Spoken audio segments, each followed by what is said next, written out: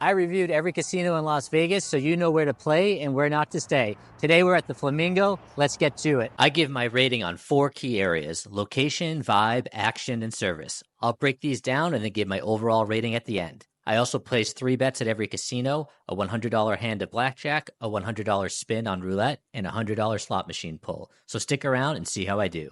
Hey everybody, Ross is Boss here. Like and follow for all things Las Vegas. The Flamingo is located dead center of the Strip in an excellent location. For Vegas history buffs, you'll know that the Flamingo was the first casino on the Las Vegas Boulevard, aka the Strip. Prior to that, everything was downtown. A lot has changed since it opened in 1946, and there's a lot more options than ever, with Caesars directly across the street, the Cromwell and Dre's nightclub on one side, and the Link Promenade on the other side, for your choice of more affordable restaurant and bar options. I give this location a 9.4 out of 10. The vibe at the Flamingo is really fun. You need to go into this establishment knowing this isn't a luxury hotel casino. The carpet is old and the smoke is plentiful, but it's an entry-level casino in a great location on the Strip.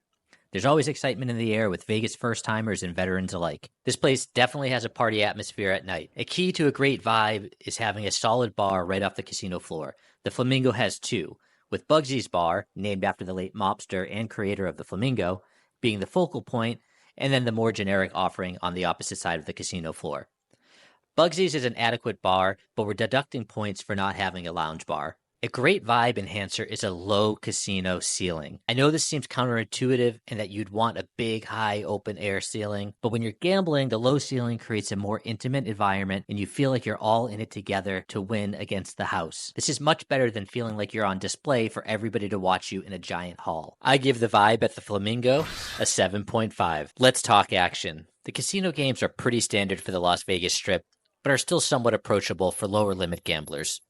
Craps is a $15 minimum, which is the lowest on the Strip, and you'll even see some $15 blackjack tables from time to time. Of course, it only pays 6 to 5, which we'll never play. You gotta go in the high limit room to get a blackjack game that pays 3 to 2, which for a high limit room is pretty reasonable, as sometimes they'll even have $50 a hand games, whereas everywhere else on the Strip starts at $100. They don't have the best odds, but you can definitely have fun here with a few $100. I give the action at the Flamingo a 7.9. The service at the Flamingo is like a C student who's doing extra credit to get their grades up. You know they're average, but they're working so hard you're rooting for them to succeed. The cocktail waitresses make the rounds, but are very busy. The complimentary cocktails are nothing special, as it's mostly just your standard well drinks. The pit bosses are a little slow on the main floor, but everyone is friendly, and like I said, if you know what you're getting into, you won't be disappointed. I give the service a 7.2. Alright, we're at the Flamingo. You guys know I don't like slot machines, but I'm going to play one of every few games here. So we're going to do a little pinball.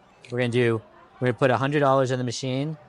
Alright. The most we can do is $10, but we can do a max bet of 10 credits, I believe.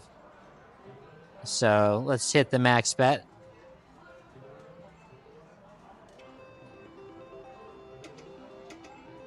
We lost $100. That was fun. Can't always win. I guess that's why people keep coming back. Gotta chase their losses. The next bet we're gonna do is $100 on black. Always bet on black. Always bet on black. Let's do it.